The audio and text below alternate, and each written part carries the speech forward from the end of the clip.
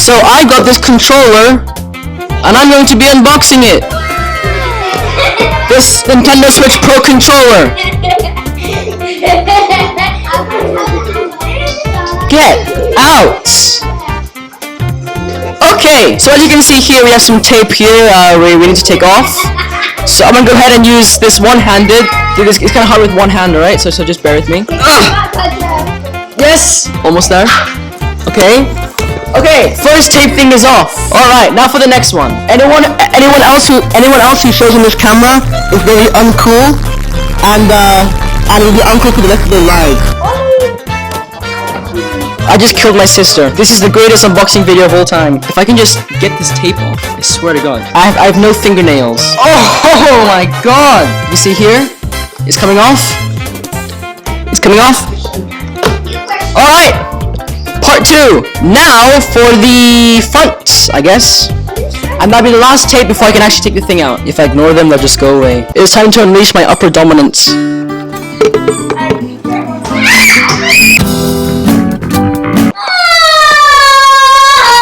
Oh my God.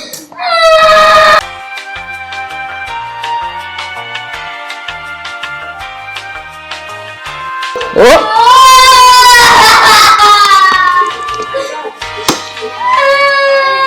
Now we can begin. Here we have the Switch recorder.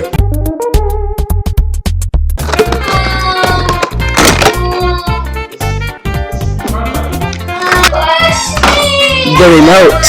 A bit lighter than I expected, not gonna lie. Alright. Who designed this? You know, this is some quality content right here. Just put it through the loop and whoops. Ah! So it says at the bottom that there's like an assign thing.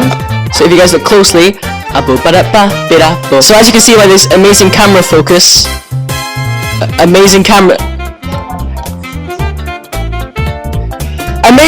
focus. USB cable, yes. No HD rumble. Oh, Super Mario controller. There it is, unboxed. Make sure to like and subscribe. Review! The series that everyone forgot about. So I watched the new Demon Slayer movie, and my God, was it a masterpiece. The animation is truly spectacular. Wow. Some of the greatest yet. And everything from the intense music to the battle scenes just screams hype. The story is picked right up from the end of Season 1, where we last see Tanjiro and the crew heading onto the Mugen, or Infinity Train, to try to learn more about the Hinokami Kagura. At the end of the first season, we also see Kyojuro Rengoku, the Flame Pillar, or Hashira, depending on how you translate it, is on the Infinity Train as well, looking to slay some demons. Anyway, I'm going to start talking about some of the major plot points, so I'll put big warning signs whenever I'm about to reveal something huge, which, looking back at this script, I sure do a lot of. Maybe just skip to this timestamp if you want to avoid spoilers completely. So the main antagonist of the movie, Enmu, has just been pumped with Muzan's delicious blood, making him much stronger than he previously was, and promoting him to a lower rank Demon 1. He then sets off to intercept the Mugen, or Infinity Train, to kill Rengoku, and consume all the passengers inside it. Very nice. However, our 4 protagonists from the first season, Tanjiro, Nezuko, Inosuke, and Zenitsu, happen to be traveling on the train as well, so that they can meet Rengoku and learn more about the Hinokami Kagura, which, if you remember, Tanjiro performed at the end of the first season to kill the demon Rui. Enmu, realizing his opportunity to kill 4 Demon Slayers, comes up with a plan. Now, you may be wondering, but how does one lower rank demon kill 4 fully fledged Demon Slayers? Well, glad you asked, because this is when we were introduced to Enmu's demon blood art, Dream Manipulation. By taking control of the ticket inspector, Enmu is able to put all 4 Demon Slayers into a deep sleep. Then by manipulating 4 troubled children to his will, he sets each of them to kill their assigned Demon Slayer. This is how Enmu plans to murder the Demon Slayers without actually starting any physical conflict. And so everyone is put into a blissful dream that they would never want to leave. Inosuke goes on a quest to conquer the train, which he depicts as a evil monster. Zenitsu enters a utopia, where he runs hand in hand with Nezuko, and even has full control of his lightning powers, which is pretty cool. We also learn more about Rengoku when he enters a dream, presumably a flashback of some sort, where we learn more about his father and his younger brother. And as the audience would never have guessed, Tanjiro was put into a dream where his family had never died. However, the children trying to kill the Demon Slayers face obstacles inside the dreams, making it harder for them to find the spirit cores and destroy them. So Zenitsu goes full Lightning Genji on the child trying to kill him, and in both his and Inosuke's dreams, they flip the situation around to, I'm not stuck in a dream with you, you're stuck in a dream with me! Rengoku is even able to physically move outside of his dream and take hold of the neck of the girl trying to kill him. Tanjiro, however, doesn't even notice the child in his dream, but it doesn't matter because he's able to wake up due to the power of love and friendship. Just kidding, he wakes up by cutting his own neck off, committing suicide. In his dream, of course. And since Enmu never noticed Nezuko, she's able to also help the others wake up. Once Tanjiro is freed from his dream, he goes to confront Enmu, who's just standing on top of the train. Upon noticing Tanjiro, Enmu tries to force him to sleep using whispers of force and conscious hypnosis. But Tanjiro just says, no, and keeps killing himself in the dream to wake up immediately. Enmu also attempts putting Tanjiro in a horrific nightmare where his family has been slaughtered by demons yet again, and they'll bash him for not saving them. However, Tanjiro is quick to realize that my family would never say such awful things like that, so he is once again able to wake up by, you guessed it, cutting his own head off. Now I'm starting to see why this movie was rated R. With the help of his revived friends, Tanjiro easily cuts off the neck of Enmu, and they all live happily ever after. The end. Psych! While they were all sleeping, Enmu fused himself with the train, and now he's gonna eat everyone who's trapped inside. I mean, I don't get why he didn't just fold the train in on itself to start with, but I don't know, maybe he wanted to get more enjoyment out of it. I mean, he's a psychopathic, bloodthirsty demon after all. Our protagonists now have a new goal. Find the neck bone of Enmu. Oh yeah, and keep the passengers from getting slaughtered too.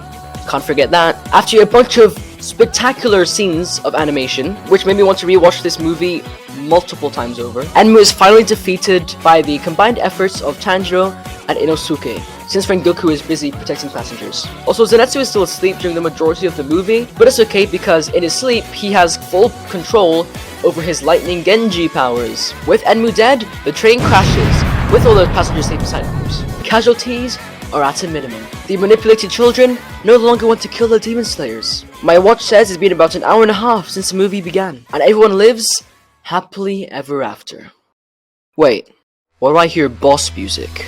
Enter Akaza, the upper rank 3 demon who quite literally comes out of nowhere. He's an entirely new character, but you can tell we're in for a treat of a battle. When the Flame Hashira, Rengoku himself, goes head to head against his upper rank demon, and oh boy, is it intense. Behold one of the, if not the best fight scenes I've ever seen in any anime ever. And I watched a lot of epic anime battles in my time. We're talking better than Saitama vs Boros, All Might vs All for One.